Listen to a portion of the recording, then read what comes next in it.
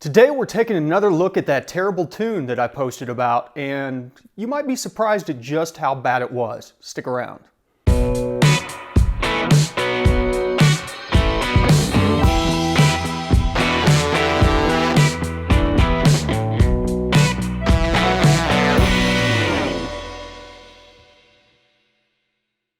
What's going on, everybody? Welcome back to the garage, and as always, gotta give a big shout out to the new subscribers, the new patrons out there.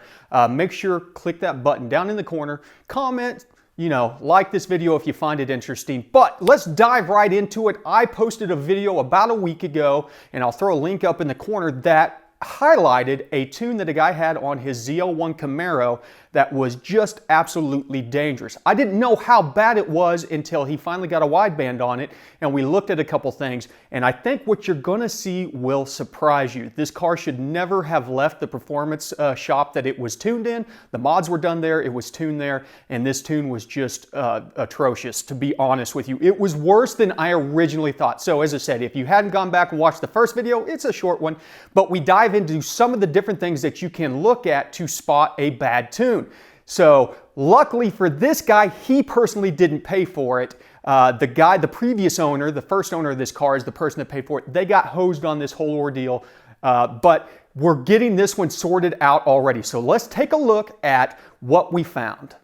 Let me start off by saying thank you to the patron who allowed me to share this information with you guys. I really appreciate it. It's a great opportunity for me to kind of illustrate some of the things that we look at whenever we do the Patreon assistance.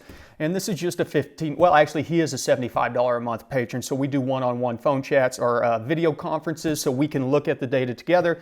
But also check it out, we've got a $15 tier where you get email support. So there's links down below, but you can go to goatropegarage.com and there will be a link there. That being said, let's dive right into it and look at it. This is the tune that was on there. The only thing that we changed on this scan that we're looking at right now is that we turned the long-term fuel trims back on.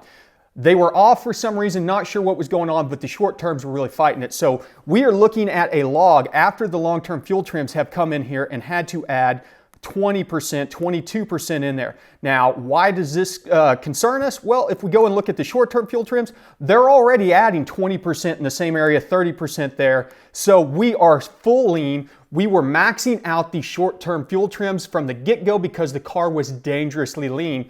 Now, at least in this area, the long terms make up a percentage of it, then the short terms can do their things. These both cap out at, around 30, 35%. So you can max out fuel trims. Now, if we were to look at the first tune in which we took the car, set it up for MAF tuning, we have disabled the fuel trims so they are zeroed out. But here's where it gets interesting.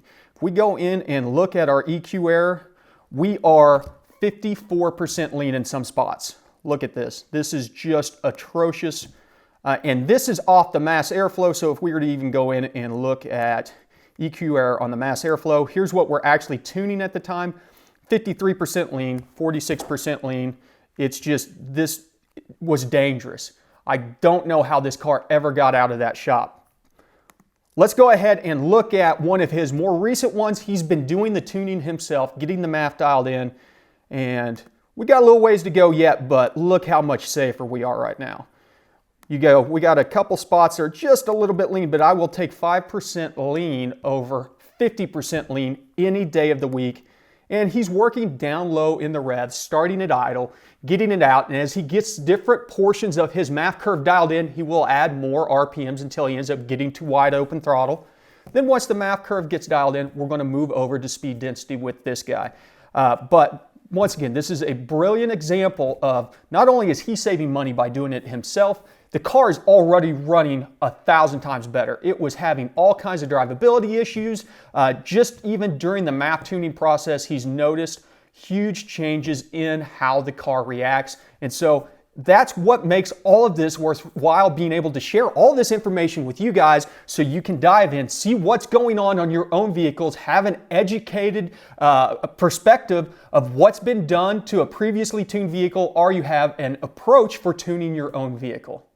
So there you have it. Short video for today, but at least we get to dive in, see the progression that's being made on this extremely terrible tune, getting it safe, making more power in the process, and just somebody's learning something new. So big shout out once again to that patron that's allowing me to share his data out there with all you guys so you can see some of this stuff. If you have any questions or comments, as always, hit them up below. Thank you for stopping by the garage. We cut this one short, but remember, ABT, always be tuning.